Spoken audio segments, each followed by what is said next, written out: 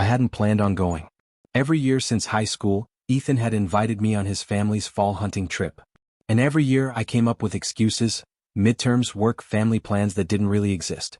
The truth was, I didn't see myself out in the woods holding a rifle, pretending I belonged in a family tradition that wasn't mine. But this year was different. I was 22, restless and tired of saying no. So when Ethan asked again, I surprised both of us and said yes. The drive was long, 3 hours upstate in his old truck, the radio humming through bad reception. Ethan talked the whole way about the gear, about the cabin, about how his dad and uncle would already be there with everything set up.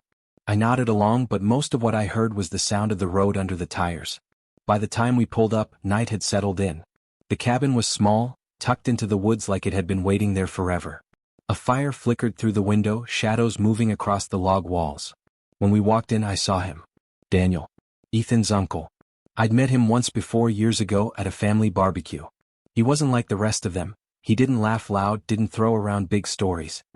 He stood off to the side, arms folded, beer in hand, eyes sharp and unreadable. I was younger then, but I remembered the way his gaze had lingered a moment too long when we shook hands. Not rude, not judging, just aware. And now here he was again. He stood by the fireplace, sleeves rolled up, firelight catching the lines of his face. His hair was darker then, but now it carried threads of silver. He looked older than Ethan's dad, more weathered, but in a way that seemed steady. His eyes flicked up the second I stepped in. "You actually made it," he said, voice low, measured.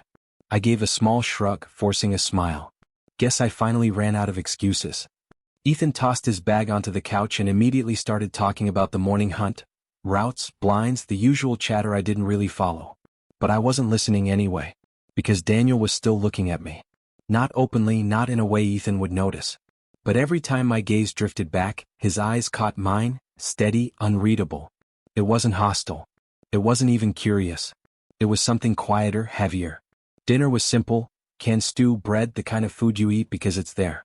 Ethan filled the silence, talking about college and friends, but Daniel only added a word or two when needed.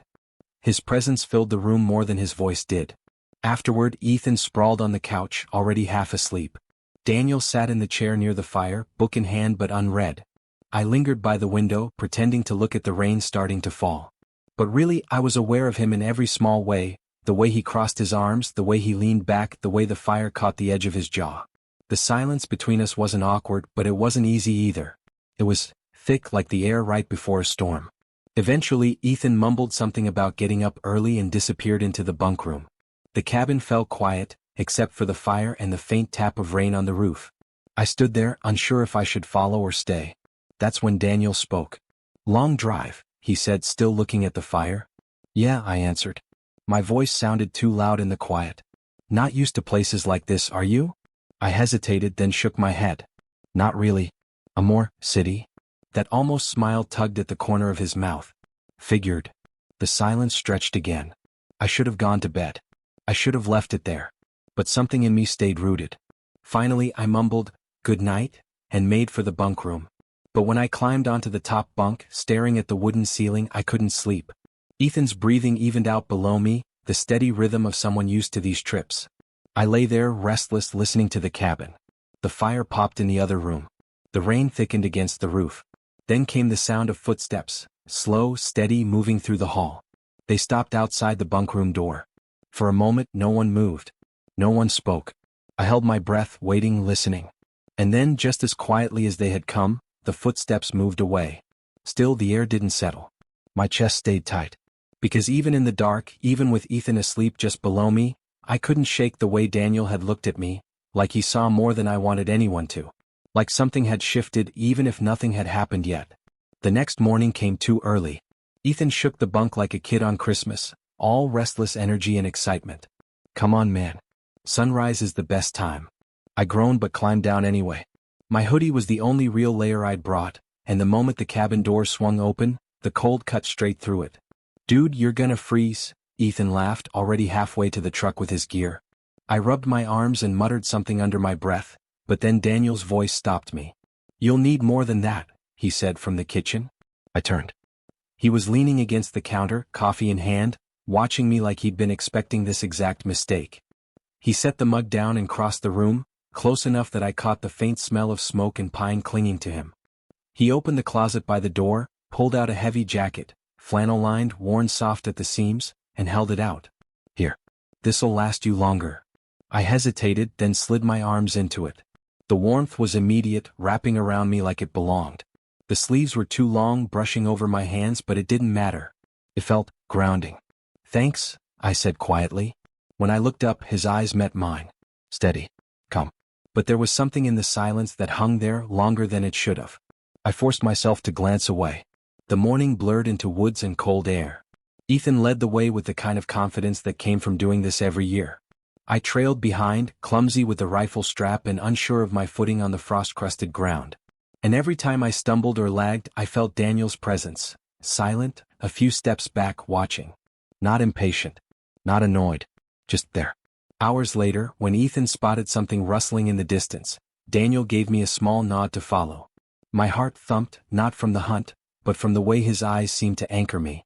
Even when nothing came of it, even when Ethan sighed and called the morning a waste, the weight of Daniel's quiet attention stayed with me. By the time we returned, I was half frozen. Ethan dropped his gear and immediately started bragging about how tomorrow would be better. I slipped the jacket off, folded it neatly on the chair, but the warmth clung to me even without it. That night, the storm rolled in. It started with wind rattling the windows, then rain slapping hard against the roof. By dinner, thunder cracked so loud it shook the cabin walls. Ethan laughed, making jokes about ghosts in the woods, but when the power flickered and cut out, even he went quiet.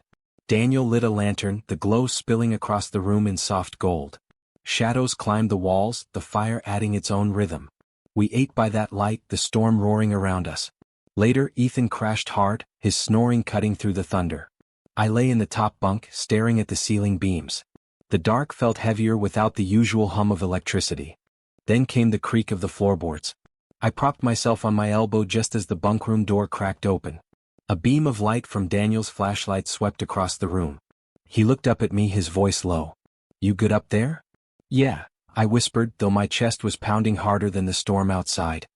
He lingered in the doorway, the lantern light behind him softening his face. "You sure?" I nodded quickly, too quickly. My breath caught when his eyes stayed on me, longer than they should have, like he was waiting for something more. For a moment, with the thunder crashing and Ethan asleep just below me, it felt like the world had shrunk to the space between us. The open door, the beam of light, the silence. And in that silence I thought, no, I felt, that he might step inside. But he didn't. He just gave one small nod, flicked off the light and walked away. The floorboards creaked under his steps, fading into the rest of the cabin. Still I couldn't move. I couldn't breathe. Because the air he left behind was too heavy to be nothing. It was something. I just didn't know what. The storm didn't let up the next morning. Sheets of rain blurred the trees into watercolor shapes outside the cabin windows. The roof drummed with steady percussion, the kind of sound that made you realize you weren't going anywhere. Ethan grumbled about the bad luck, but he filled the hours with card games and old hunting magazines.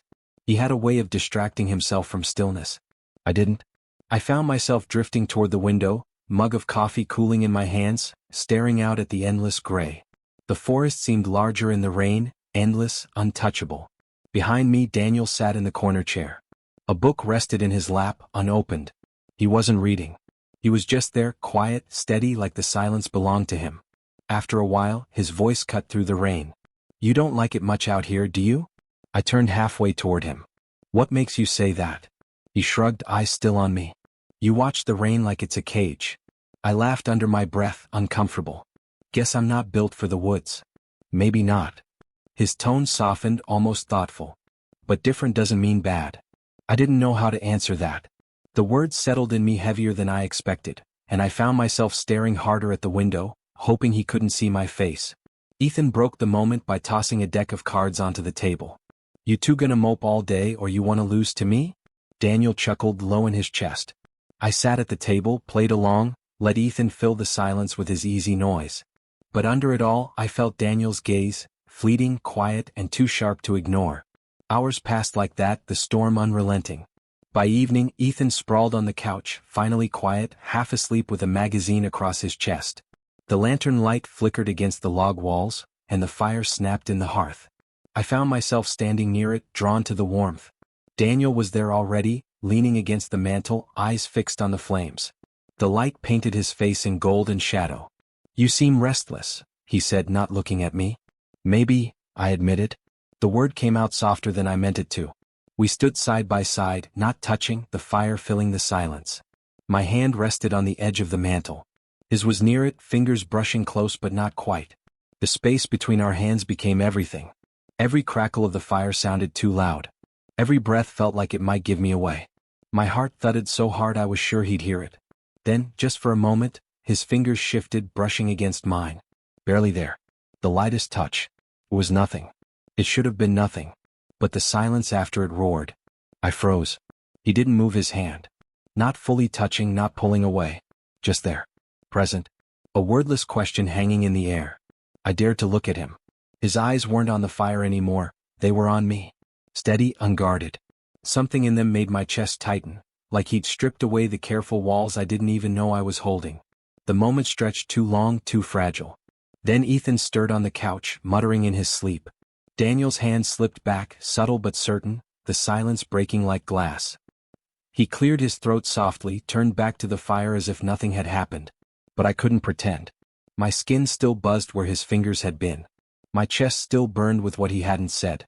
When I finally climbed into the bunk that night, I lay awake listening to the rain. Ethan snored below me, steady and unaware.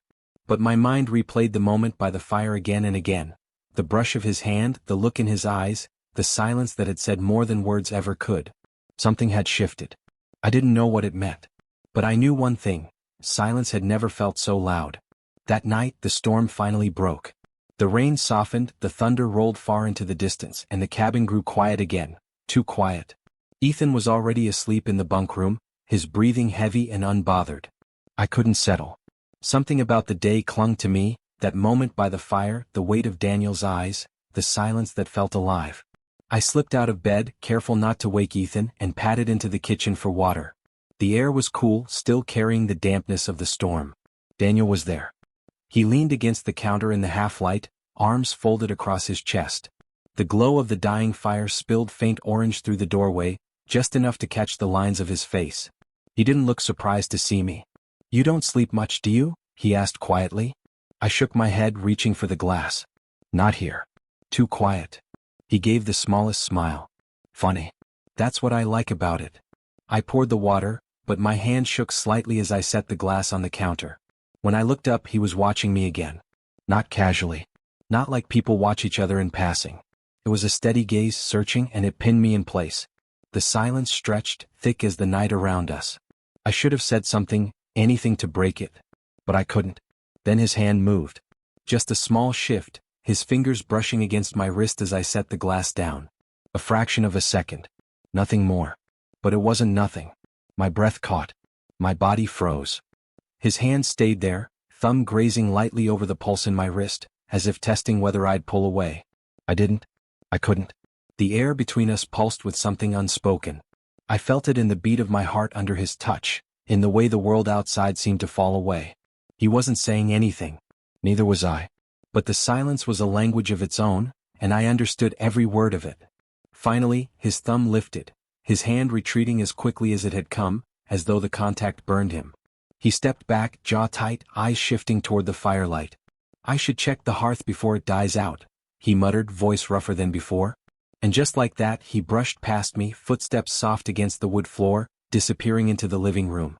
I stood there, staring at my wrist like it still carried the weight of his touch. My chest heaved with a breath I hadn't realized I was holding. It wasn't just a touch. It was a crack in the dam, a moment too deliberate to ignore. I stayed awake long after, lying in the bunk with my eyes fixed on the dark ceiling.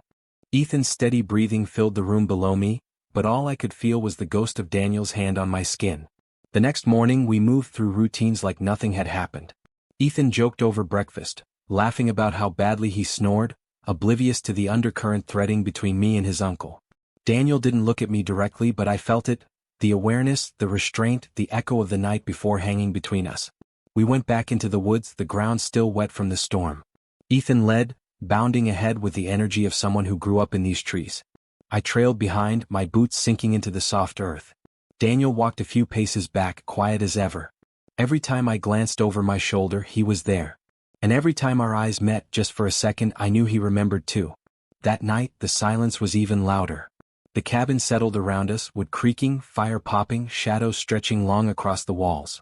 Ethan was out cold before midnight, but I lay awake again, restless. I thought about going back into the kitchen, but I didn't. I thought about the weight of his touch, the way his thumb lingered, the way he pulled back like it scared him. And I wondered if I was the only one lying awake with the memory of it. The touch had passed, but it stayed. It stayed in the way I noticed him now, in the way my chest tightened when his eyes caught mine. It stayed in the silence between us, louder than any words we hadn't said. Whatever it was, it had changed everything. And I knew, whether we spoke it or not, we both felt it. By the 5th day I couldn't pretend anymore. Every small glance, every silence, every brush of contact, none of it felt accidental. But none of it was spoken either. It lived in the space between us, tightening each time we passed in the hallway, each time I caught him watching me across the firelight. Ethan, of course, was oblivious. He had spent the morning at the stream, trying to prove he could catch a fish with nothing but instinct. By afternoon he was still gone, leaving the cabin to just Daniel and me. We'd been splitting firewood in the clearing out back. The air was crisp, pine-scented, the ground damp from the storm. Daniel swung the axe with practiced ease, his movements steady and unhurried. I gathered the split logs, stacking them clumsily against the wall, my hands raw from the rough bark. The silence between us pressed down heavier than the work. Finally I couldn't take it anymore. My voice came out softer than I intended. Last night, that didn't feel like nothing. The axe paused mid-swing. Daniel held it there for a beat before setting it down slowly, his shoulders tightening, his breath visible in the cool air. He didn't look at me right away. Instead, he leaned against the handle of the axe, eyes fixed on the ground. When he finally spoke, his voice was low, strained. No, it didn't. The honesty of it sent a shiver through me. I swallowed hard, heart thudding, and stepped closer. The crunch of damp leaves under my boots sounded too loud. Then what was it? I asked. He lifted his eyes to mine. For the first time I saw something unguarded there, vulnerability, fear, and something else that made my chest ache. I don't know, he admitted. But I haven't stopped thinking about it. The woods around us went still as if they were listening too. My pulse roared in my ears. I wanted to close the space, to reach for him, to say what had been building inside me. But the words tangled. Ethan. I started, but the thought of his name felt too heavy. Daniel shook his head slightly, like he already knew. I thought about that too. But it doesn't change the fact that when I touched you, He exhaled sharply, searching for the word. It felt real. I didn't breathe. His voice broke quieter. What if it is real? The question hung in the air between us, heavier than the axe, heavier than the silence. I didn't answer with words. I just stepped forward, closer than I had ever dared, until the space between us disappeared. My forehead pressed gently against his, grounding, trembling. He didn't move away. His breath mingled with mine, warm in the cold air. For a long moment, neither of us spoke. We didn't need to. The closeness said everything. I closed my eyes, and it felt like the world narrowed to that single point of contact. His forehead against mine, his hands still at his sides, my pulse racing out of rhythm. It wasn't a kiss. It wasn't even a confession. But it was more intimate than either of those things. It was a surrender. When he finally drew back, it was slow, reluctant, like he wasn't ready to let go. His eyes lingered on mine, raw and searching. We shouldn't, he whispered. I know, I breathed. But neither of us moved. The sound of Ethan's voice in the distance shattered it. His laughter carrying through the trees, careless, unaware. We both stepped back at the same time, too quickly, as if the spell had broken. Daniel picked up the axe again, his jaw tight, his movements sharper than before. I went back to stacking logs, hands trembling, breath unsteady. But nothing could undo what had just happened. It wasn't nothing. It had never been nothing. And now we both knew it. After the moment in the clearing, nothing went back to the way it had been. We tried, both of us. At breakfast, I joked with Ethan, pretended nothing was different. Daniel kept his usual rhythm, making coffee, checking the fire, walking the perimeter like the woods themselves asked it of him. But beneath it all, something had shifted. Every silence was heavier. Every glance lingered longer than it should have. That evening, the storm had finally passed for good. The sky opened wide, streaked with pink and gold as the sun slid down behind the trees. The air was sharp with pine and damp earth. Ethan wanted to hike down to the stream again before dark, but I stayed behind. My excuse was sore legs, though the truth was simpler. I didn't trust myself to pretend around him anymore. Daniel stayed too. We sat on the porch, the two of us, mugs of coffee warming our hands. The forest was alive with sound again, branches dripping, distant birds, the rush of the stream somewhere unseen. For a long time neither of us spoke. I shifted in my chair, restless. "You ever get tired of the quiet out here?" He shook his head slowly, his gaze fixed on the horizon. "No. The quiet's the point." I studied him in the fading light, the strong lines of his face softened by the sunset. He looked peaceful, but I knew better now. Behind his calm something wrestled. Something that mirrored my own. I swallowed hard. "Feels different when it's this kind of quiet." He glanced at me, eyes narrowing just slightly. "What kind?" "The kind that doesn't stay quiet," I said before I could stop myself. The words hung there, trembling in the air. His eyes locked on mine, steady, unreadable, but I saw the flicker beneath them. He understood. He always did. He leaned back in his chair, exhaling slowly. "You know," he murmured, "I didn't know I was waiting for this." The confession nearly knocked the breath out of me. My fingers tightened around the mug. "What do you mean?" His gaze drifted down, then back to me. "For someone to look at me the way you do. To make me feel like I'm not just passing the time out here. Like maybe I'm still alive in ways I'd stopped thinking about." My throat tightened. I wanted to answer, to say something that mattered, but the words tangled in my chest. Instead, I set the mug down and leaned forward, closing the space between us without thinking. He didn't move. Our knees brushed, the faintest contact, but it was enough to set my whole body alight. Neither of us spoke. We didn't need to. His hand twitched against his leg, and slowly, deliberately, he let it fall closer, close enough that the back of his fingers grazed mine. The touch was small, tentative, but it felt like the most dangerous thing I'd ever done. I turned my palm up, not fully, just enough. His fingers slid against mine, tentative, hesitant, until they settled into place. We sat there holding hands, barely moving, the sunset dipping lower and lower behind the trees. The air between us felt sacred, charged, and impossibly fragile. Then he leaned in. Not a kiss. Not quite. His forehead brushed against mine again, like it had in the clearing, only this time there was no hesitation. His breath mingled with mine, slow and warm, the world narrowing to the space between us. It wasn't lust. It wasn't need. It was something gentler, more dangerous. Trust. I closed my eyes, and for the first time in a long time I felt at peace. We stayed like that, pressed together at the forehead, hands laced, until the last of the light slipped away. When he finally pulled back, his eyes searched mine in the dim. He didn't say anything, and neither did I. But it didn't matter. Everything that needed saying was already in the silence between us. Inside, Ethan clattered around with gear, humming some tune to himself. Life went on. But out on that porch, in that fading light, something new had been born. I hadn't known I was waiting for it. But now that it was here, I couldn't imagine going back. The last morning came too soon. The cabin had grown familiar over the week. Its creaking boards, the steady warmth of the fire, the way the rain pressed against the roof at night. But that morning it felt smaller. Tighter. Like every wall knew the silence between us had changed into something we couldn't name. Ethan was already buzzing with energy, tossing gear into bags, whistling like he hadn't noticed the heaviness of goodbye creeping in. I envied him, the way he could move through life without thinking twice about what hung unspoken in the air.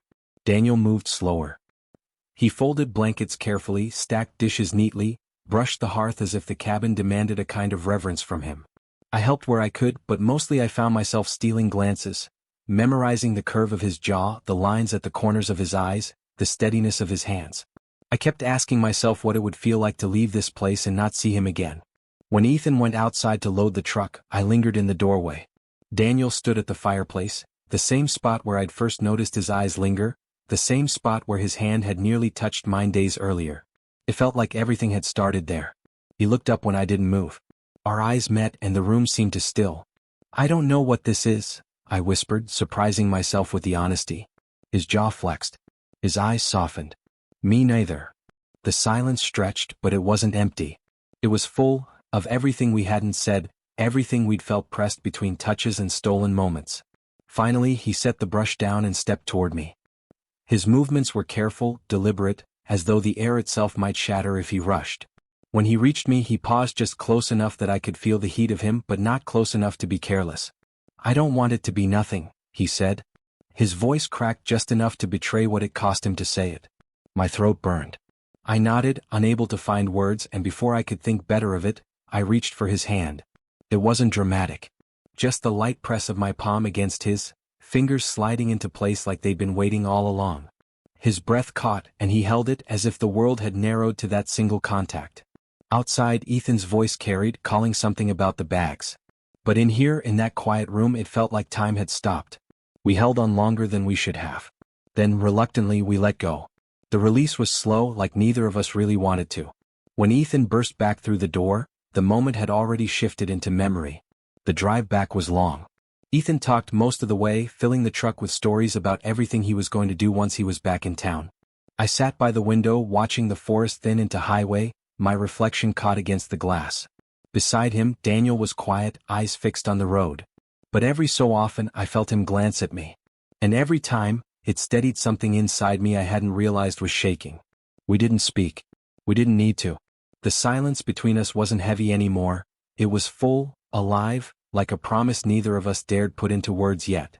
When we finally pulled into Ethan's driveway, the spell of the woods seemed to break. Neighbors waved. Dogs barked. The world was loud again. I grabbed my bag from the back, Ethan already slapping me on the shoulder, talking about how next year I wouldn't be able to escape the trip. I laughed along, but my eyes found Daniel's one last time. He lingered by the truck, arms folded, watching me with that same unreadable gaze. Only now, I knew what was underneath it. We didn't hug.